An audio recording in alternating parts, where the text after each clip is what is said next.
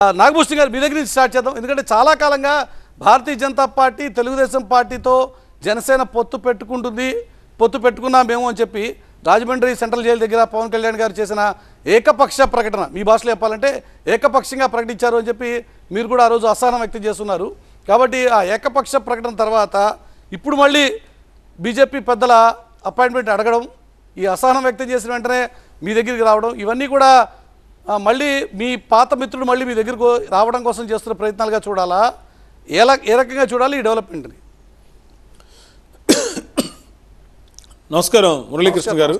అదేవిధంగా మన సోదరులు మన తులసిరెడ్డి గారు, శివశంకర్ గారు, భరత్ గారికి, అదేవిధంగా టీవీ ప్రేక్షకులందరూ కూడా మరొకసారి నమస్కారాలు తెలియజేస్తూ, ఇప్పుడు జనరల్గా ఏంటంటే అసలు ఇదంతా డిస్కషన్ ఎలా ఉందంటే ఆలు లేదు పోలు లేదు అల్లుడి పేరు సోమేశ్వరరావు లాగా గతం 3 నెలల నుంచి ఏదో రకరకాలుగా మాట్లాడుకుంటున్నారు. మేము మొదటి నుంచి చెప్తాం, జనసేన బీజేపీ మేము అలయన్స్లో ఉన్నాం.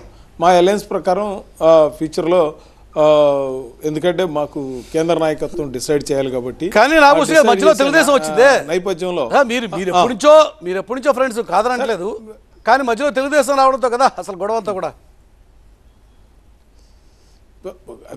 తెలుగుదేశం పవన్ కళ్యాణ్ మాట్లాడారు. ఆయన ఏంటంటే ఇవాళ ఉన్న ఈ రాష్ట్ర ప్రభుత్వం అంతా అవినీతితోనూ అంతా దోచుకునే కార్యక్రమం ఉంది కాబట్టి ఓట్లు చేయకూడదు, ఈ ప్రభుత్వాన్ని దించాలనేదే పవన్ కళ్యాణ్ గారి ఉద్దేశం.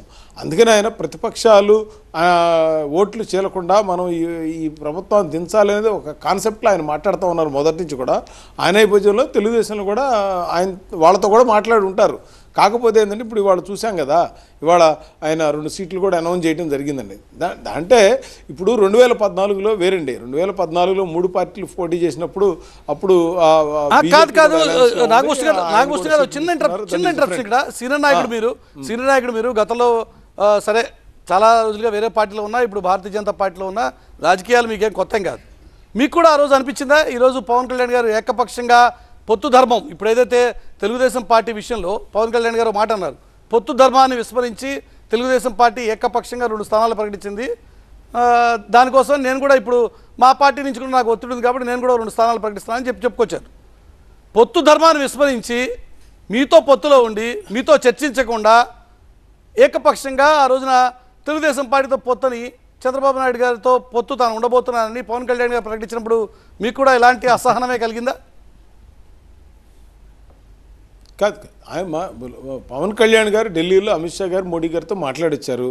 ఆయన ఏం మాట్లాడారు, ఏం డెసిషన్ తీసుకున్నారు ఏంటనేది ఆయన ఎక్కడా మాట్లాడలేదు. మా పార్టీ నాయకత్వం కూడా మాట్లాడలేదు.